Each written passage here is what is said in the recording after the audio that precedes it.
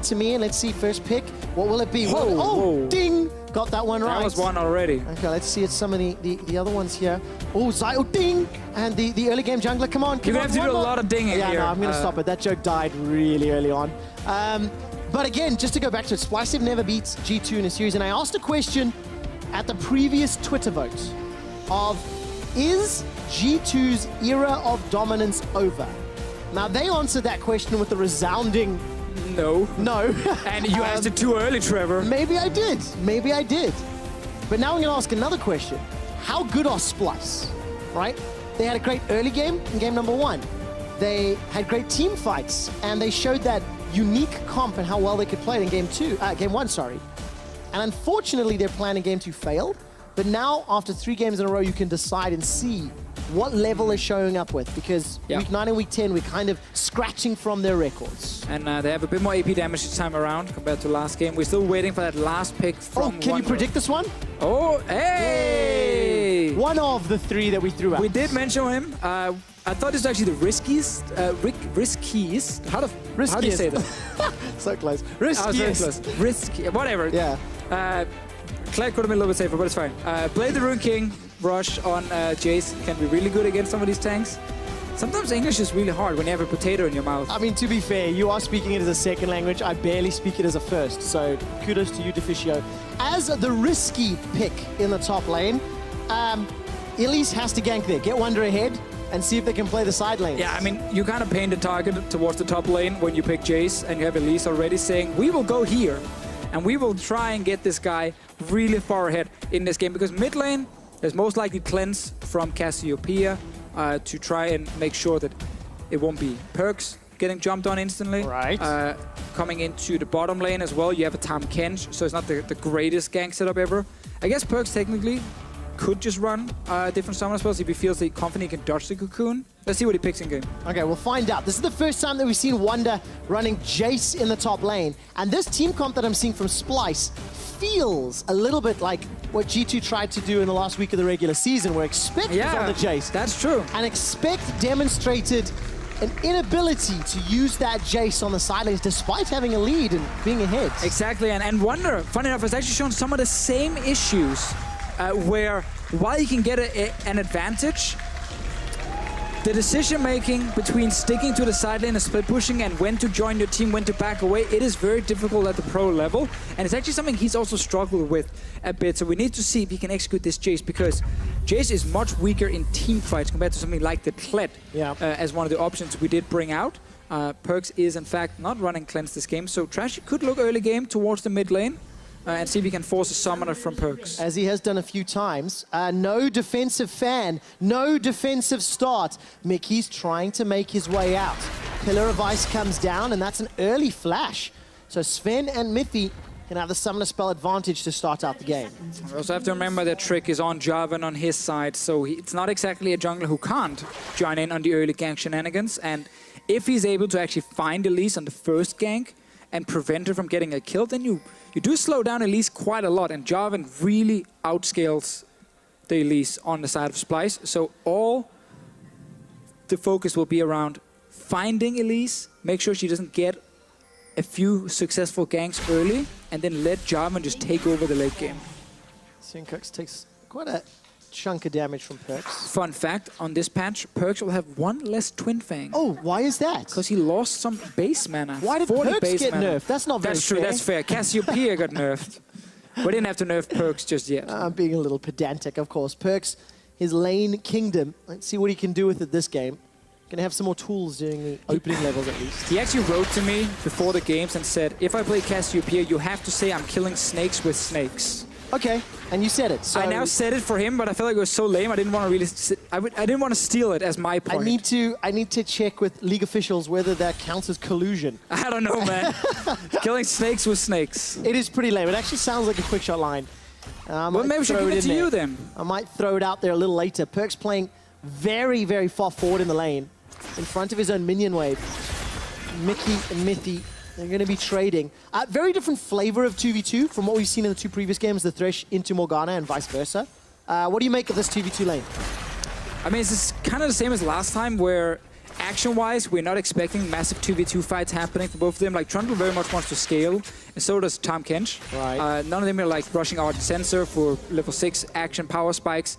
It is possible, though, to set up ganks with the Trundle against something like Tahm Kench, but it's a difficult lane to get a big advantage in right now. Mickey seems to have a taste for Sven. He's landed, I think, 3 of those tongue lashes in a row. Sven is a great-looking guy, you know? And I want to mention that throughout the course of the split, Cobby and Mickey have actually had a very high amount of damage per minute. Not going to be able to expand on that at the moment.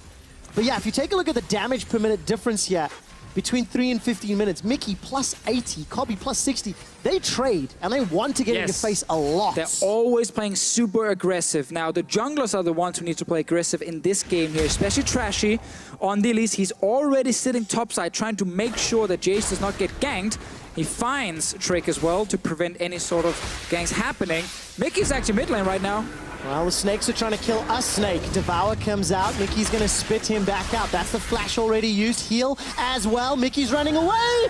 Clockwork wind up. Secures first blood. Adding to Mickey's damage per minute in the early game, he walks to the mid lane and executes a nice gank against Perkz right here. There's no way for him to actually get away once he got eaten here by this Tahm Kench. Yeah, swallowed alive and spat out dead. Is basically what happened. Perkz' lane kingdom is under threat, much like G2's European kingdom. In the quarterfinals, if they go down, it'll be the first time. And here's a replay of that play. And you know Perkz is super tilted after this. Like, the support level 2 walks from his bot lane all the way mid. Perkz could have flashed very early on here, saved it though, and then ends up having to use it after Mickey already used Devour, and then you've already taken too much damage. It just looked so clean. It did cost Cobby some CS. He's down 9 as the wave is being pushed into him. Cobby and Mickey don't really want to fight here. There's a lot of minions now targeting Mickey. Blade Caller comes backwards. Grey health not yet popped. Does now. But it's so fantastic for Splyce that without Trashy, they get first blood. And they get both summoners from Cassiopeia, because that means you can now return to mid lane as an Elise really easily. Once Orianna hits level 6, that's an ulti right in the face of Perkz he can't really get out of because he has no flash.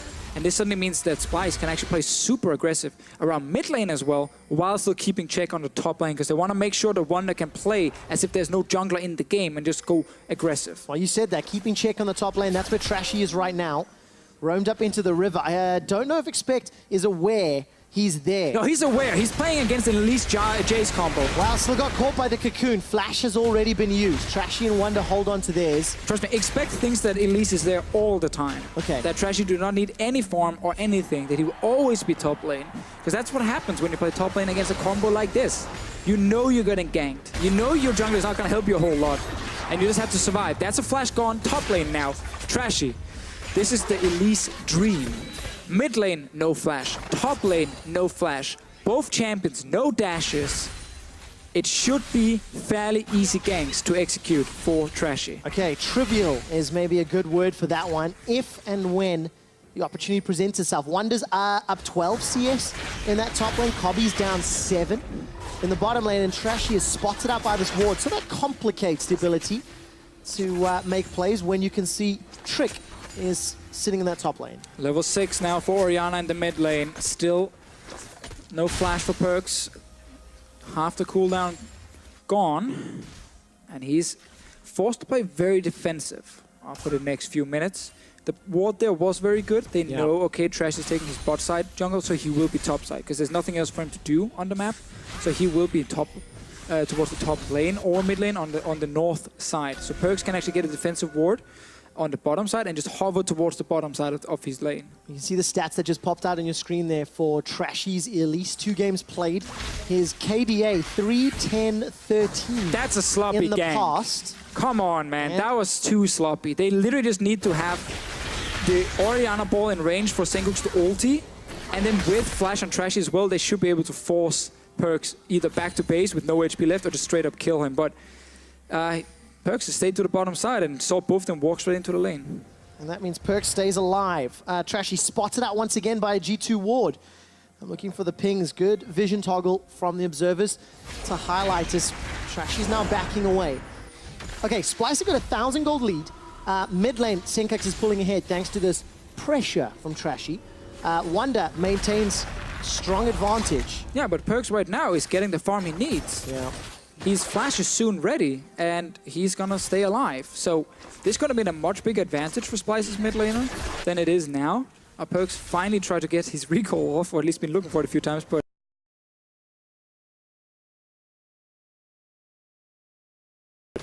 he gets his blue buff instead, so can actually remain in lane for quite a while. Does sit on 1,000 gold at this point, but while he's been delayed a few times, getting a blue buff and just keeping up in farm is all he's looking for. No tier yet, though, for him. Interesting in terms of itemization. One thing you can do on Cassiopeia against like double AP is go Abyssal Mass, which already does provide you some defensive stats and some mana. Now he will push up. So Senkus is hiding on the control ward. There's still no flash from Perkz, but Trashy's not here yet. He's on his way. He's running there. They're calling. We have a few seconds left on the flash. It needs to be now. Well, there's the flash. The shockwave actually sends Perkz to safety. Jesus Christ. And now all of a sudden, Senkus is flashless. Oh, God. Do you want to expand on that? No, thought? I do not want to say anything. Fair enough. It did not work.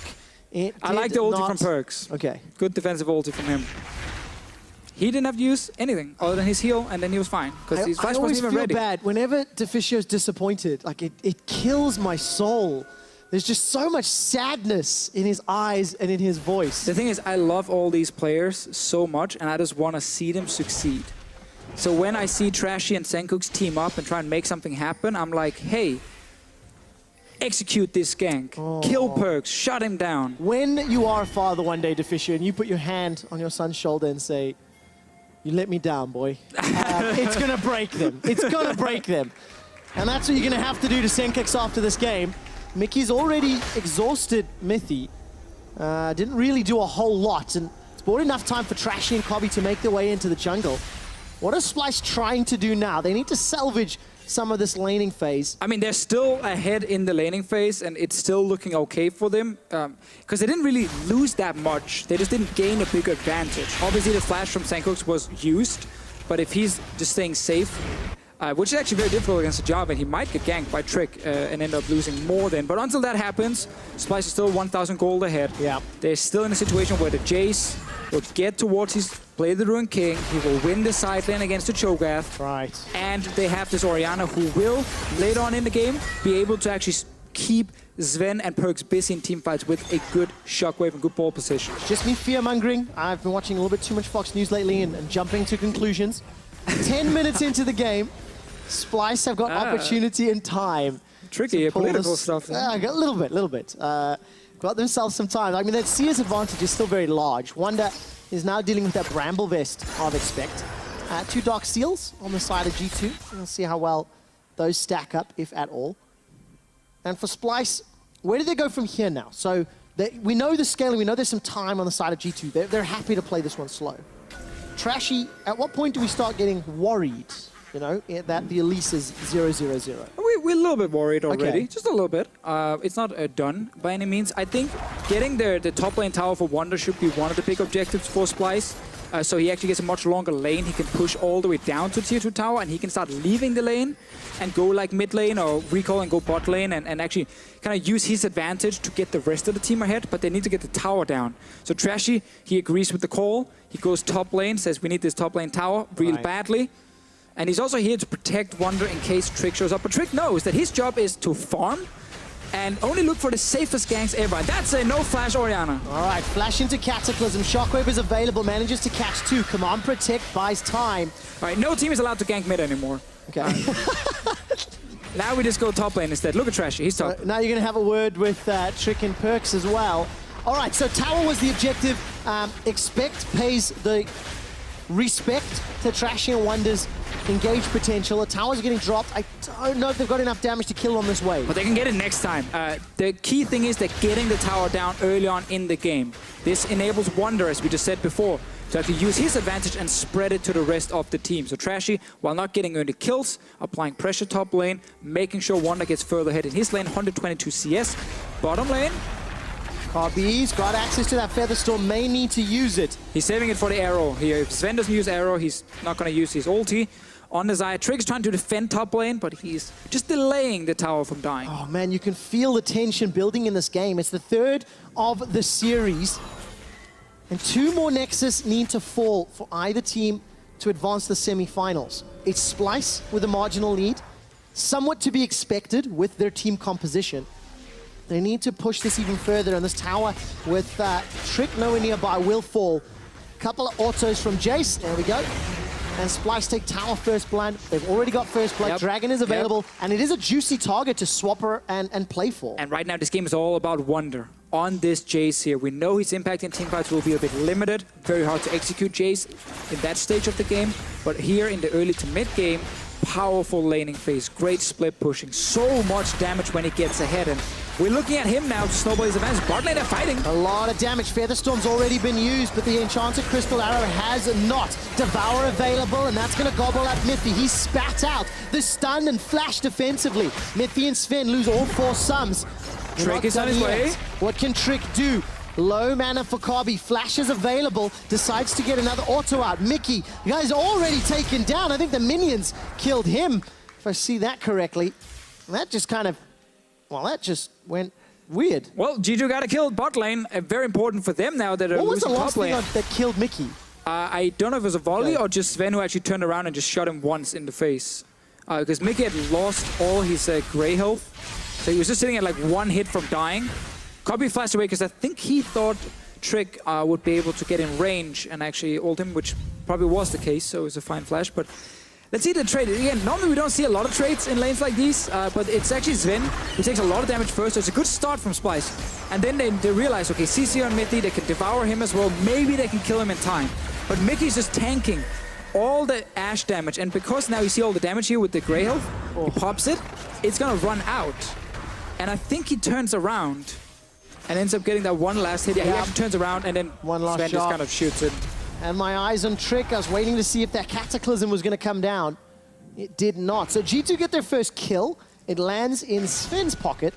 And while they are still behind in gold, it's 15 minutes up, and Wonder's got his Blade of the Rune King. Yes, back to Wonder with their anti-tank first item. Push out your top lane. And then, if you don't feel like you can actually hit the tier 2 tower, which is very difficult this early in the game, you need to leave the lane. Go out of vision. That means Perkz has to respect it. He needs to play defensive in mid because Wonder could show up behind him and he will just destroy him. So he suddenly needs to give the lane over to Senkooks. And then, there's a lot of pressure on the entire top side just based on Wonder pushing his lane. They seem to say, you know what? With Trashy here, we are the strongest 2v2 possible. We can actually go for this, trade here against Expect. We can maybe even get a bit of damage on the tower, but Wonder is the man we are looking at. Mid lane, Perkz gonna run away from that Abyssal one. Voyage comes out. Petrifying Gaze was early. I think he was lagging a little bit. A touch of lag on land, of course. Didn't manage to connect to the target. Splyce are extending that lead. Rift Herald will help a lot in unlocking one of those lanes. And of course, Trashy's gone for the Runic Echoes on a release, so he's got a good amount of burst to start the game. One of the situations where new Rift Herald is of course nice, but you do kind of miss the old Rift Herald a little bit. As a split pusher like Wonder here, you would have loved to get it in a situation like this, but getting this objective here, or this Rift Herald to take down the mid lane tower, makes the game really difficult for Perkz to play. Because if he's pushed back to his tier 2 tower, he's not going to move anywhere. He's a Cassiopeia. It takes forever. He's slow.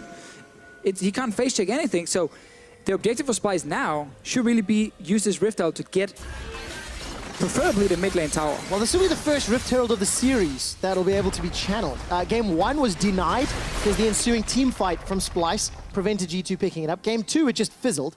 Nobody had a chance to get to it. And I want to see how well Splyce can use this tower sieging menace. Because one thing they can do is when Wonder pushes his top lane, he goes to mid, so does Trashy, you put down the Rift Herald, and Perkz should not be able to defend properly. As long as the 2v2 lanes are even, and Mithy and Sven can't just move, well then Splyce should be able to do it. And that should secure them at least a lot of damage on the mid lane tower, and that is the objective, shut down Perkz further. It all depends though on where Trashy gets a kill. If he gets a kill bot lane, you might just see him go and put it there. Talking about some of the itemization, you highlighted the tank killer, Blade of the Rune King, for Wonder. The Abyssal Mask has been completed for Perkz. He's got the Tier now and Fiendish Codex.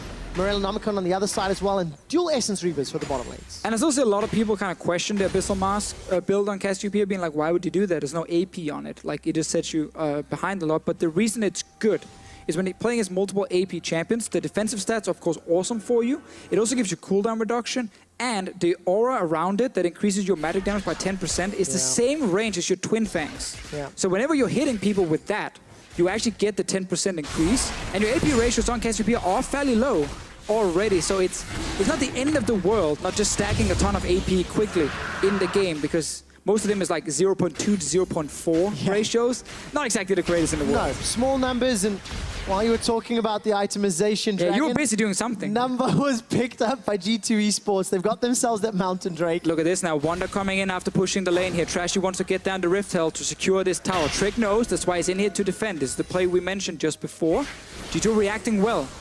Jungler is already there. Expect, doesn't push his lane further. He goes mid. Realizes, okay, hey, they might actually place the Rift Hell. We gotta defend. And now he goes back to his lane, and he realizes he's under more pressure, but he's saving the tower for now. All right, there was an attempt on Mickey's life. Enchanted Crystal Arrow fired by Sven, going through the river. If you look at the river in the bottom of the screen, a lot of vision on the side of G2 Esports. The observers are flying over, control wards are plenty. That's what allowed them to take that Mountain Dragon so safely. And while we jump to mid, Trash has used his flash. It got the flash and heal out of perks. Shockwave was used as well. Maybe the sets up for the tower, but there's not a lot of support yet, Officio. No, but they do have Wonder coming in now, so if they can at least get a decent charge from the Rift Hell, it's a lot of damage on it. It is still on almost full HP, so this is good. That's the tower. And this is the move again. Wonder goes in, joins the three-man group, and they don't care about bot lane vision. They only care about mid tower. All right, Featherstorm's available for Cobby. Crystal Arrow is not. Mithy forced to use that Subjugate to get out safely. Look at the rest of Splyce. There's a party in the bottom lane, and all of Splyce are invited. Trashy, however, did not get the invite. A great Pillar of Ice will prevent Splyce jumping onto Sven, but the tower's the target. They get the objective again, bot lane tower. There's 3 turrets gone now. While it's not ganks that are getting Splyce ahead, it is pushing the turrets. It's all around Wonder. Yeah. Top lane first, into Rift Held, into mid lane, roam bot lane, and you secure it. And that's how you can use your advantage as a top lane split pusher without killing people. Solo queue people, you don't have to just stay in your top lane for 30 minutes. You can actually use your advantage to snowball all the lanes. Yeah. Great advice to Fisher. Oh, they won't listen. They're busy in the side lane. They're already trying to kill the inhib turret. That's what they're trying to do, pushing those second towers. At 20 minutes, Wonder, however, is not. And he's allowed, unlocked a 3,000 gold lead for Splyce. 3 towers to 0. The only risk, of course, that Mountain Drake to G2, the next one's Mountain as well, so you really don't want to give double over, especially with Cassio and Ashe. Yeah. And even Jarvan, like that's objective killing instantaneously. And we have to remember, while the Jace is doing well now, the Cho'Gath in the late game is the big monster. That is the guy you are afraid of. So Splyce needed to get this early advantage. They needed to get Wonder ahead in his lane. Preferably for them, they would have a few kills now to get even further ahead, but they had to settle for the turrets. And that is enough to get full control around the river, as we saw in game 1, where they failed to execute after they managed to succeed the first 20 minutes. Splyce have got in their hands a lot of damage as well. Jace, Elise, Orianna, Xayah. Do you think they start playing around Baron? Is it too early to start thinking about that? They've got outer turrets, yes, but now they need to push that vision forward. And it's hard when you don't have a tank.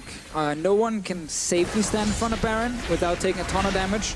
And you don't exactly have a comp that destroys Baron either.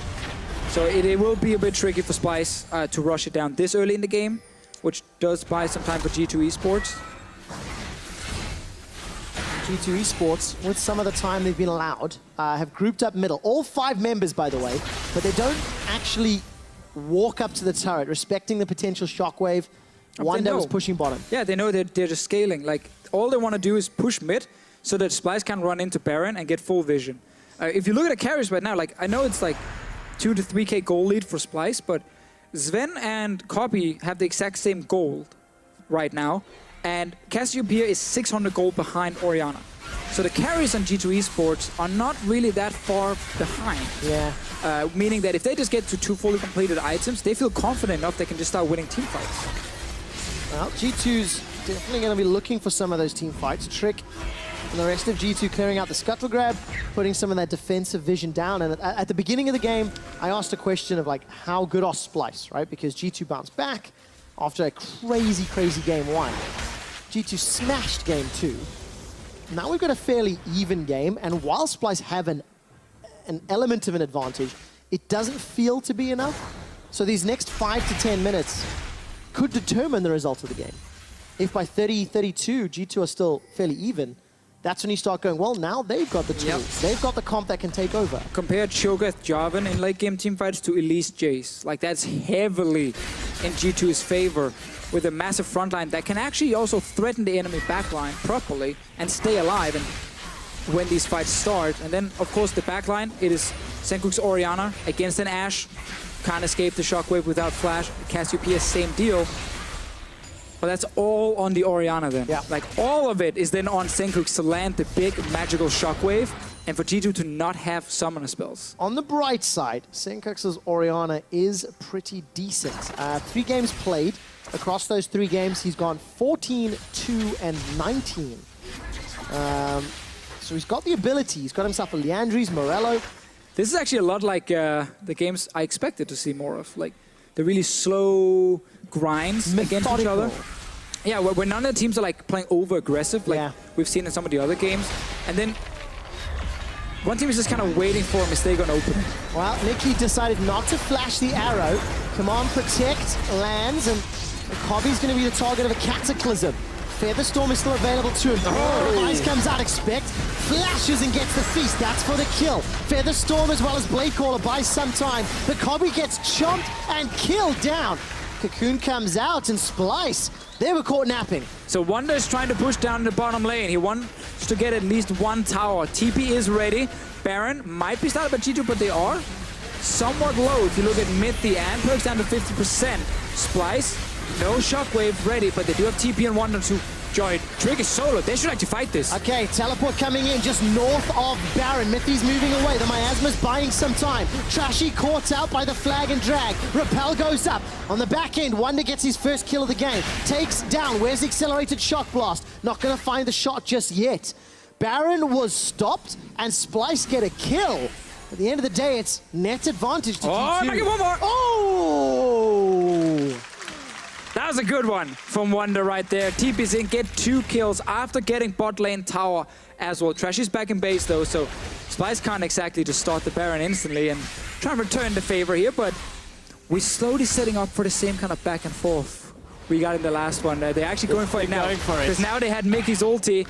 Oh my word. Ashe Arrow is available to Sven. He's going to spot all of Splyce. Look at the damage from 4 DPS champions. Splyce will secure the Baron uncontested. Nice setup with Mickey's ulti there. They couldn't rush it down at first because Trashy was in base.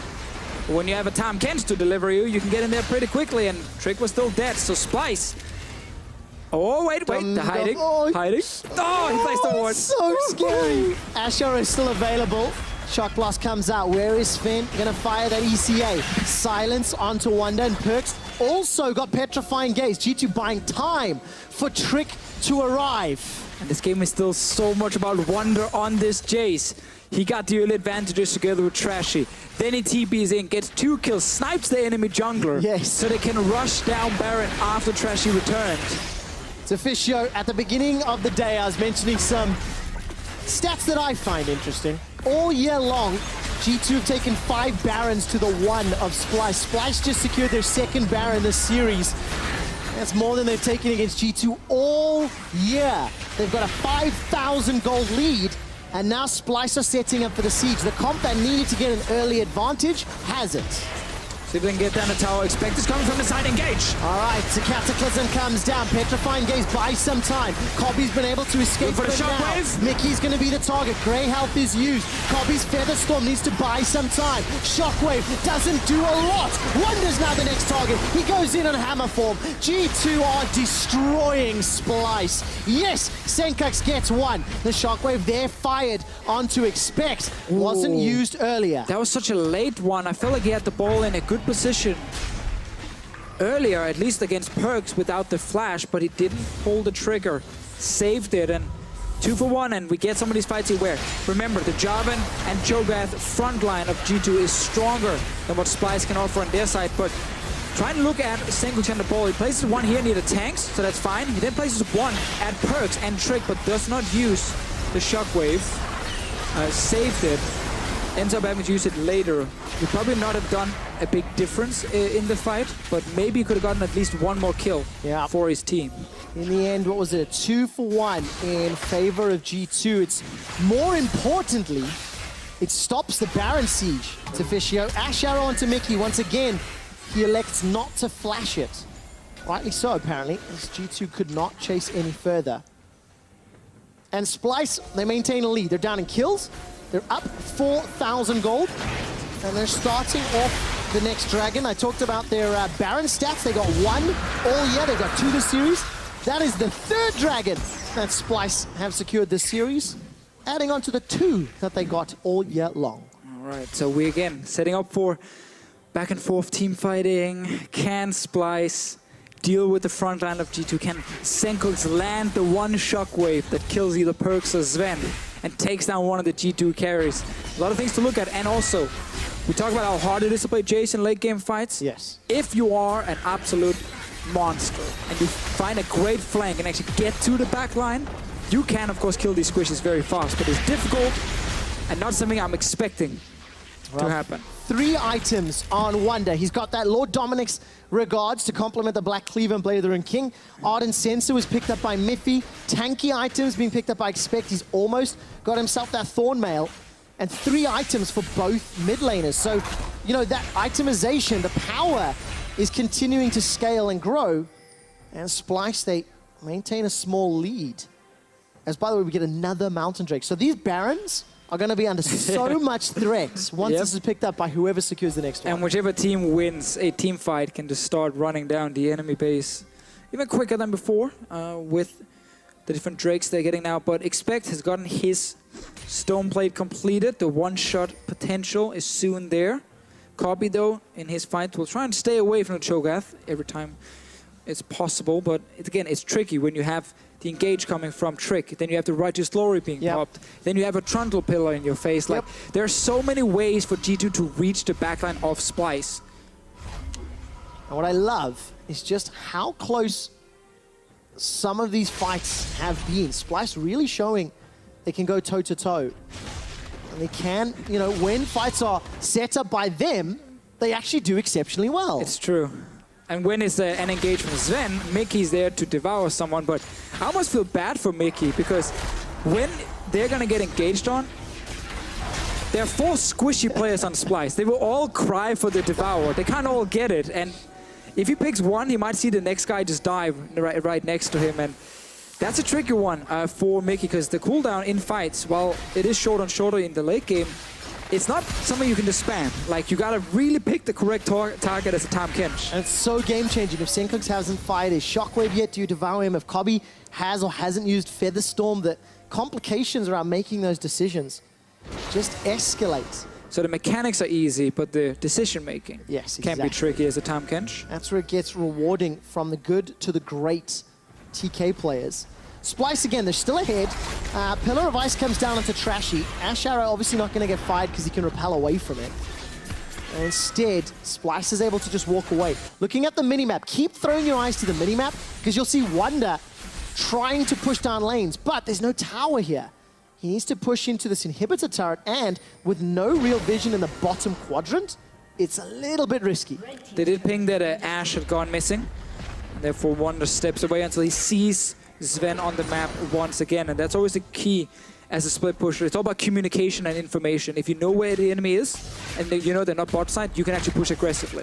If they're all missing, probably expect him to go bot lane and gank you, and then you have to back away. And Wonder right now is going all in. Whoa, that is just one rotation with that Mercurial Hammer and ranged form as well. Managed to take him down.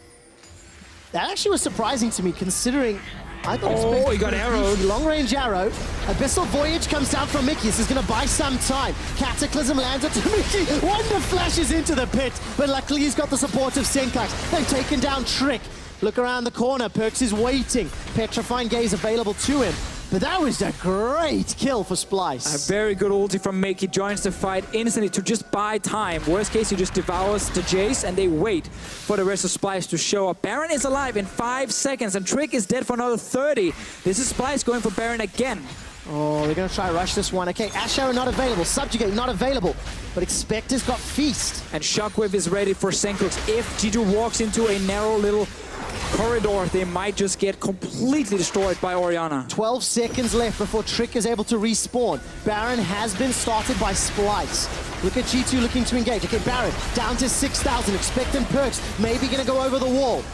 Yeah, the Storm is available. Mickey decides to turn his attention to Sven. That's a big chunk of damage. And nom onto Trashy. Ash Arrow catches out Senkux. All of a sudden, G2 are winning the fight. But Kobe and Wonder, they're in the midst of it all. Not gonna be enough. It's a double kill for Expect. And G2 win the fight, a man down. Oh, Jogath, can you be more annoying in the late game?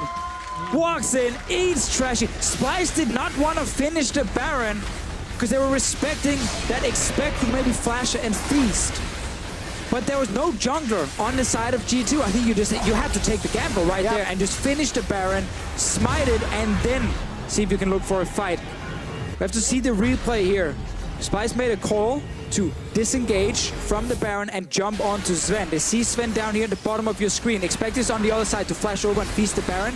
They jump onto Sven, but Trashy is sitting there with about 50% HP, gone real quick, and then it was a great setup from the rest of G2. Petrifying Gaze locks down 3, not enough damage from Splyce. That is where you just say outplayed. G2 with 4v5 outplays Splyce in the fight. When you see moments like that, you see glimmers of G2, glimmers of the 3-time champions coming through. They were down in gold, they were down in pressure on the map. And G2, they get the Baron. They're going to get themselves their second Mountain Drake of the game.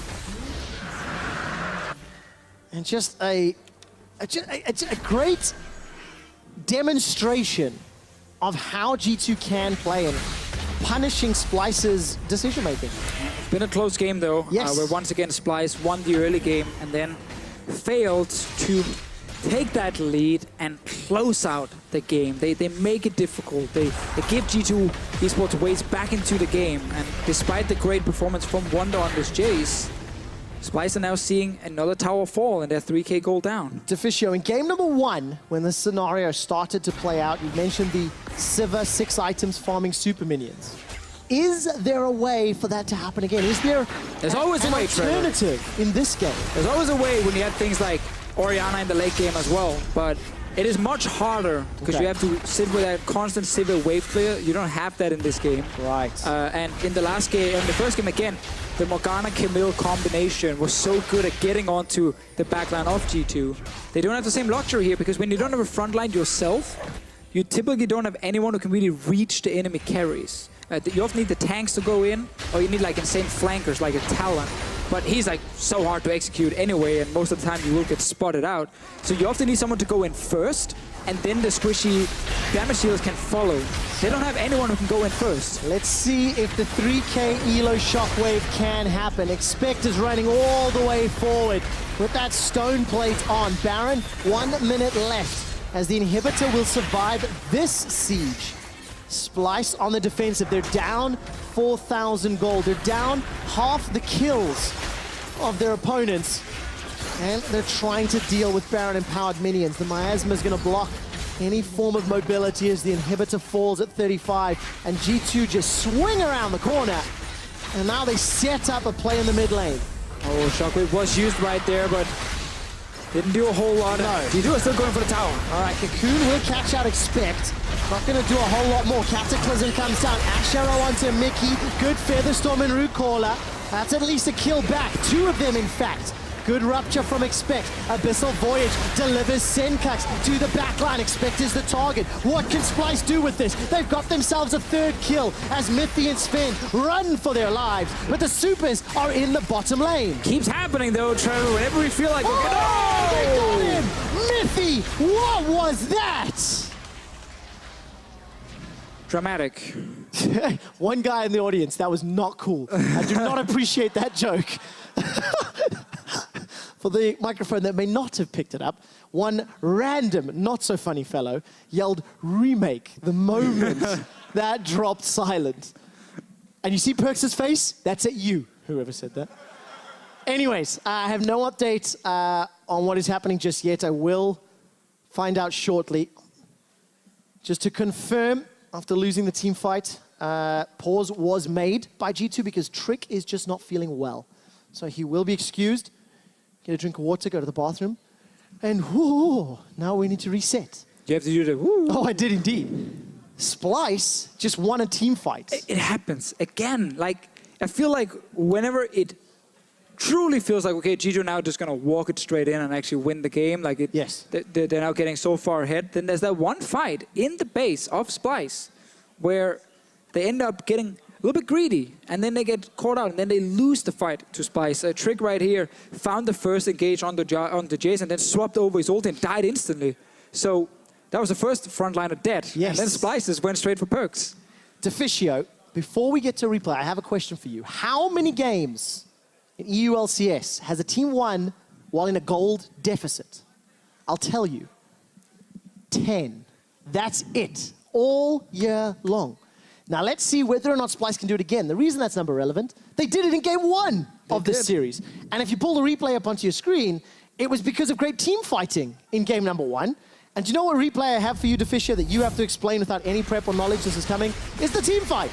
All right, let's see it. So obviously G2 end up tanking the shockwave first. Perks takes some damage from him, but then one is hitting with flash still. And after they kill the tower, they've taken a lot of trades, a lot of damage in their face. And actually, basically just Splyce gets so much damage on the front line of G2 before the fight even starts, that it was really easy to kill the first guy who jumped in and expect didn't have the HP to actually go further in. So this was basically just G2 going all in for a tower, and then they should have backed away and not taken the fight because they've already taken so much damage in the front. But they made the call to go in, and as you can see, 3 players have rage quit, only 2 remain. That wasn't quite the way I was expecting that one to go. Oh, we'll wait to hear exactly what's happening as the players come back on stage. You can see Trick. Also, I do have an apology to make. It is actually not all year. 10 games out of 158 this split. The team has won with a goal deficit. Oh, but that's not impressive at all then. I know. 10 out of 158. You lied to everyone to make it sound great. The odds are not in Splyce's favor. However, they were not in game number 1. Follow-up question, right? But the last one was technically not a question because you answered it yourself. Well, that's fine. I'm going to then... Just make a statement. I'm going to give you a question, okay. Deficio. Splyce just got themselves 3 kills. They've got their entire team alive. I think 4 kills. They did indeed, Mythy right at the end. What did they do next? In this game, let's see, there's no Baron, there's no Dragon. They have super minions coming in the bottom lane. They will probably just try and get this mid lane tower right in front of them, but they don't even have a minion wave just yet. Let's see, we got 40 seconds actually on expect and perks, so there is quite some death timers on G2. They might be able to get at least mid inhib. Let's see if they can actually get more. There's a wave coming that I just noticed that is roughly around where Splyce's normal tier 1 mid tower is. Right. So they have to wait a little bit for that to arrive, but they should have enough time to get at least a few towers down. Well, we'll find out what Splyce decide to do. Obviously, as you can see, officials are on stage chatting to Senkux and the rest of Splyce right now. While I can see off to the side, several members of G2 starting to make their way back. Mythy and Perks have just rejoined. Claps here from the studio in Berlin. You did it. You returned to the stage. Yes, well done. You walked. You have the ability to be a human being. I still want to see, though, in this game, because, I don't know, the death times are so long on 3 guys. Expect, Perks, and Mythy. There are 5 members alive and a Jace on the side of Splyce. I actually wonder how far they can push down. It's tough to make a call. If you were to guess, and I won't judge you on it, how far will they push down? Keeping in mind, Splyce are just past the river in the mid lane. As you can't see the screen, we can. So I need to just try and help this one along. Deficio, the answer, please. I want to say they're going to try and rush down, all the way down. But all the way, what, game or just mid inhib? No, they're definitely going to get mid inhib, that's for sure. They're definitely getting it. That's a confident one. And you think maybe Nexus? They got the wave coming now. Let's see how much they can actually do. They have so much damage with the J specifically on these turrets here. But right now we're 30 seconds on Perks, so they will not be able to... Oh, well, they're coming. They're coming. Deficio, as we jump back into game. G2 were punished. Lost 4 members on the siege. Definite was the call in the mid-inhib, and it is down. 25 for Expect, 15 they're gonna take for mid-inhib Perks, only. Yeah, 23 for Miffy. If Perks has been dead for like 10 seconds more, maybe they could have tried and go all the way, but they played safe. That's an arrow landing in the mid lane. Instant devour onto Senkux. That's an interesting one. Was indeed. I don't quite know whether they were expecting a teleport or something. Either way. They get them inhib, so technically the call was correct. All right, so the minhib has fallen. Supers going down that way. And now Splyce have to deal with Supers in the bottom lane to quickly reset. It's only a 1,000 gold game. Elder Dragon is spawning soon-ish. And Baron will be up in about 2 and a bit minutes. And Splyce, with a team comp that is now beginning to be outscaled, they found a team fight that made it work. But the thing about, the whole outscaling thing, it's in terms of damage, Splyce will have so much damage. They will always have enough damage to win a fight. At any point in the game, they'll have enough damage to actually kill G2 eSports. The problem is, can they do it fast enough? Because there is 2 big frontline tanks who will take a lot of time to kill. And while you're busy trying to kill them, Perks and Sven are busy trying to kill you. And one of the tanks is also Cho'Gath, who can almost one-shot your carry. So while they will have the damage to do it, it is so difficult to play late game fights when you have no frontline yourself. They might be like, Mickey, get in the front. You're the tank right now. And that's not enough. That's not going to be enough. It's not, especially when Expect is able to just one-shot people. Featherstorm comes down. Mickey flashes over the wall. That was an engage. The Cataclysm is out, but it gets 2 of the abilities. All right, Splyce now trying to back away. 1 minute 20 on Baron, 1 minute 10 on Elder. I love when both objectives are alive because it puts so much added pressure on these teams, on the vision, on the positioning. And Febiven said before the game started, this will be close. Jesses and Caps on the analyst desk yesterday said this series will be close. We've seen now a game in favor of Splyce. We've seen a game heavily in favor of G2, the last one, and in this one, very close again. Back and forth, small gold advantage. But Splyce, with the squishy composition, needs to outplay G2 in late game fights to actually deal with these tanks. All of the expectations around what level Splyce would come in at is now being answered. Again, I'm going to go back to what I said at the beginning of this game. How good are Splyce? And apparently good enough to stay very close. Now, are they good enough to take the series lead 2-1 and challenge the era of G2? Look for the engage here. Ash Arrow is up. Featherstorm is not. Cobby's got a couple seconds before that becomes available. Sven can look to arrow on Mickey right now. There is no flash for the time. Kenshi can't, of course, devour himself. That would look super weird. So if they want to just force a fight, no matter what, you can actually go for Mickey. That would look weird. That's your professional opinion? I just can't imagine how it would look if he ate himself. I don't know either. Maybe somebody can animate it. We're 40 minutes in, and the ARAM mode has been engaged. I think Sven is already on the Elder Drake, just taking that one down real quick. Rest of G2 are standing with the big wall in the front. All the squishes. See, no one wants to go in first. They're like, not me, you go first. Because you're just going to die. Elder Dragon's picked up, by the way. It has died. Sven soloed that one out. And all of a sudden, G2 now once again in control. The super minions in the bottom lane, they're pushing onto the steps of Splyce's base. Is this Elder and Baron? The answer feels like yes. You can't really contest the Baron against the Elder Drake.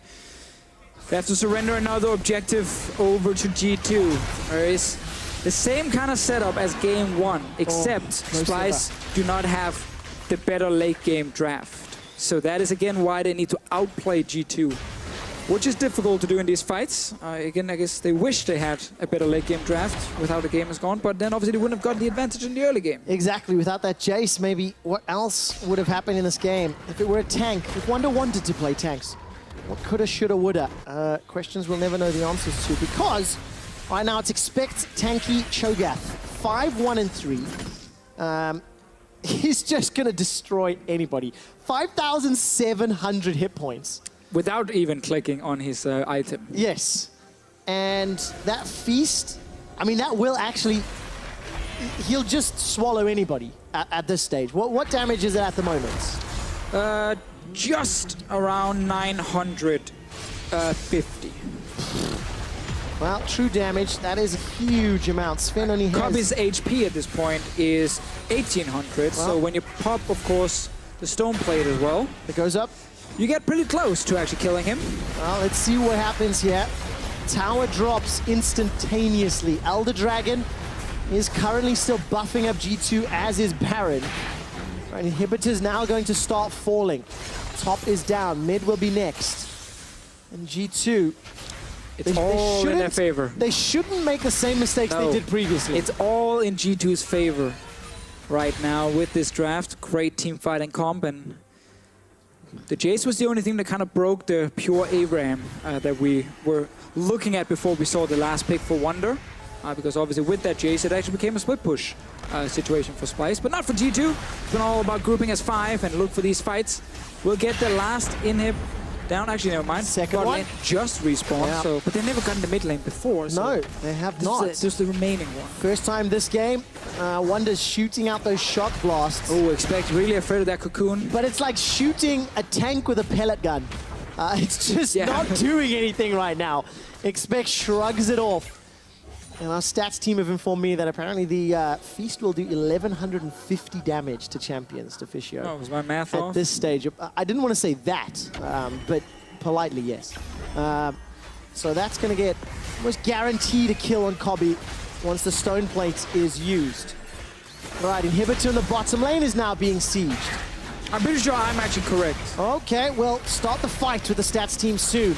Maybe we get some screenshots in there as well. It's roughly 1,000 to champions. We split the difference. We split the difference. Because to, obviously, minions, it is a 1,000 plus the 362. So that is to not champions.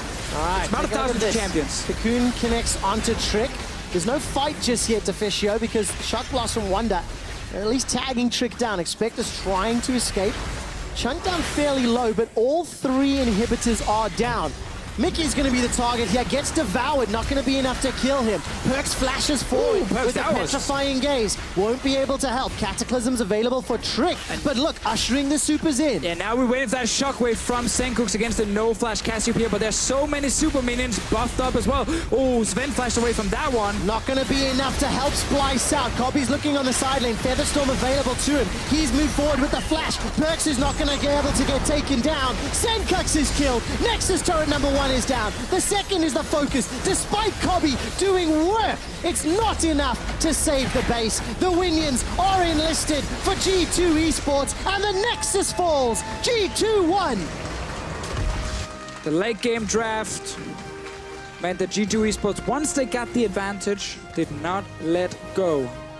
This was not game 1 all over again, despite some similarities in how it actually played out. It was Splyce's early game and then G2's mid game. Love the Jace from Wonder, I have to say that. I think in the early game they got quite an advantage through it, but not a big enough one. We didn't get to see the Elise really get lanes other than the Jace far ahead. There were opportunities early on around the mid lane, backfired. And then these late game fights, we kept saying it like there's no front line on the side of Splyce. They were just a bunch of squishies. They were zoning gangs, presence gangs. You know, where you just walk into a lane and be like, hey, what's up, dude? I'm here. You don't want to mess with me. You're so cool. I love that. But it when didn't you're trying to be young and cool, man, it's nice. I know. How old are you again? 30 now? I turned 30 on Monday, so it's just like I'm trying to combat it. But I think I am still relatively impressed with Splyce in the big picture. Sure. Because, as we said, they've been crushed recently pretty heavily by some of the top tier teams in EU. Yep. And we didn't know how they were going to show up against G2. And despite G2 struggling, they still have a lot of pedigree, a lot of history and experience that gives you faith in their performance. Yeah, and they had another game here where after the early game, you feel like if you just paused the game and said, okay, can Splyce, you know, actually finish this game? They should be able to, but it requires kind of almost the perfect execution, and that is very difficult to do. It is indeed. G2 haven't had perfect execution, but they've been ahead of Splyce, and that, with the pressure, means they won game 3. Here's Shux and the crew to tell you more. Thank you very much, Trevor. I think it is fair to say that Splyce is definitely putting up a good fight against G2 so far, but it is G2 that gets their second win on the board. I do want to highlight some of the good moves that Splyce made. They had a solid early game again, and then they also, in the mid-game, are able to secure Baron. And at this point in time, I think we all thought that they had kind of tilted the match back in their favor, Vedius. So this is when we saw the power of the split push, where they actually kept Wonder down in the bottom lane, and they got a really good punish onto G2, who felt like that they could start up the Baron after getting a pick down onto Splyce's AD carry, but with 4 members joining and forcing G2 off the Baron, they actually look pretty confident because they were able to kill the jungler, the smite goes down, and now they have the numbers advantage to make this play happen. Yeah, and in this scenario, that Jace looks fantastic, doesn't he, Probably? But what are kind of the pitfalls of playing with a Jace in that top lane as opposed to maybe some other tanks? Yeah, the only issue with Jace is like he's not going to offer any CC or like any tank ability, and he's kind of like a second AD carry in a way, but like much shorter range, so you need to play it really split push heavy. And the reason why it has kind of low success rate is because if the enemy team pressures around Baron or something and you need to respond quickly, if he has to instantly join a fight, he's not going to do as much as others. And you even saw later on they Splyce decided to start the Baron, and again they're playing a Baron comp with no tank, and so like Elise gets chunked, Jace gets chunked just because they start Baron, and normally you can start it and not take much punishment, but without a tank top, you kind of get hurt bad. I believe the next replay we have is actually an example of the fact when the Jace is already there and not able to really get in. And also, I do want to highlight also how G2 really plays this fight correctly. They have the right target selection and they're able to peel off Ebevin. Do you want to talk through this one? At this point, obviously, all they can think of is don't let that Cho'Gath feast. But what other things do we have to keep an eye on? Well, here, yeah, obviously, Cho'Gath can easily steal the Baron, so you don't really want to go for a 50-50, I think, because I think Cho'Gath's ult does more damage than the smite right now. But then also it's really hard to turn when you have this composition because you don't really have any hard engage besides like Cocoon or like Flash Orianna ult, you know? It. And they have so much disengage, like Cho'Gath, Q, Cassio, W, Toronto Pillar, Ash Volley and everything. So I think right now they should just back off and be kind of happy, but on the other side, like Jarvan is respawning, so they can maybe rush the Nash.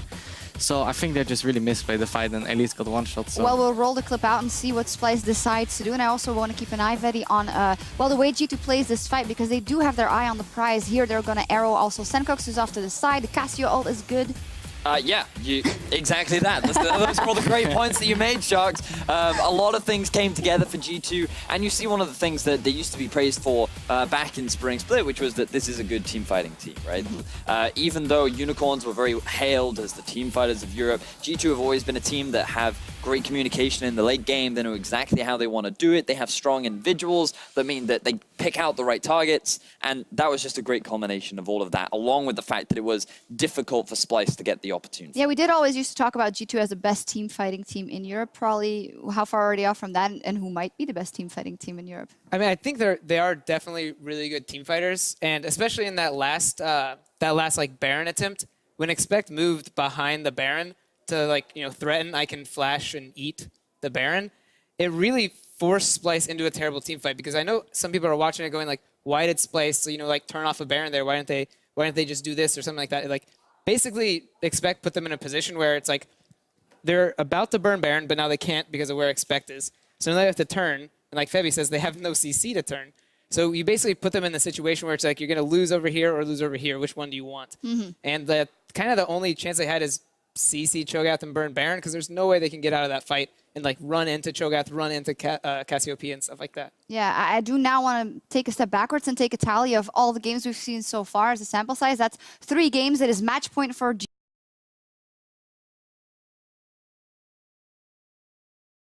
G2, and Splyce was only, even though the 2 games we've seen now, the last 2 games have been close, they only really were able to take a victory with that, what you call the gimmick, right? We had the Camille and the Morgana and the Sivir in the end. So what are we looking for here? Is it still something like that? Because when it comes down to, it seems like the even games with the team fights, it's not really working out for them. To me, I just think that Splyce every single time have gone to late game, and their composition has made it very difficult for them to play well in the late game aside from game 1. And what I'd love to see from them is just draft a late game team fighting comp, right? Put Wonder on a tank, have your jungler provide CC, give Senkox and your AD carry DPS, and allow them to go off because I think they can do it. But No, well, let me jump in there as we take a look at some stats for Expect versus Wonder, because Prolly and all of us have been talking about the fact that can Wonder do it? Because in the regular season so far, Wonder has only played Cho'Gath 3 games, and that are his only tank appearances up until now. He loves the likes of a Rumble, of a Kled, of a Gnar, of a Fiora, right? So, you know, maybe it isn't that easy as an adaptation to make for Splyce, Prolly. Yeah, because it really has been their style that Wonder is playing this kind of like carry-focused top lane stuff. And if you look at the drafts for Splyce so far, they've all been really strong lanes, like winning lanes across the board. And this could be the reason why G2's been taking the game so slow, is because they're actually in losing lanes, so it takes them a long time to get their lead. And Splyce has never shown that they're like a really big snowball team. Like, they don't really play reckless early games that much. So G2 playing these games slow, I think, is really good for G2. But if Splyce decide to draft, like, late game team fights, is G2 actually going to play slow now? The reason I think they're playing slow is because they have all these losing lanes. It's not really their fault. Well, if we look at their combined kills per minute, usually in the LCS, G2 is a pretty slow team. So I don't think it's that much of a stretch to assume that they might not go ham in the early game if they have an even composition. But of course, we can't predict that, right? Febivin, another thing I wanted to bring up is we as a desk, and I think you specifically, we had something to say about Trick. He's not having the best split, but he has been having a good series. Do you think that's what's enabled G2 also to get their leads in their other lanes and keep control in these games? Well, yeah, I think in the second game he played really well with Zach. Like was it the first game? No, the second game. Yeah, when he stole the Baron, I think it was a really big turning point. And also, like, I think, yeah, he's been playing really good this series already. So, yeah, I think he's gonna keep playing well. Yeah, and if he's playing well, it seems like the wheels turn at a good pace for G2. That's things are something looking good. Yeah. Overall, I think is the key to say, because individually they're all playing very well, and as we saw in game one, arguably they could have and should have won that game based on the setup that they had. However, a good composition from Splyce and a good gimmick, as probably quite aptly used, allowed them to be able to take that win. For me, I'm just looking to see what else can Splyce do, because right now I feel like 3 games in a row, it's been get an early snowball, and then in the mid game, close it out, and then they get these early leads, and then they never transition that into anything. So I just want to see a little bit more from Splyce. Do you? Because you'd get your prediction if it's a 3-1. I mean, that's true, but I'd rather have good League of Legends than be right. Okay. Oh, that is wonderful. I think that is something to frame from an analyst. I'd rather have good League of Legends than be right. Well, the series is on the line for Splyce when they step back on stage for Game 4. Meet us back here for that after the break. Guys, are you ready for game number 3? No. Shoes off? Shoes off. Yeah. Shoes off. Oh, now we are. Now we are.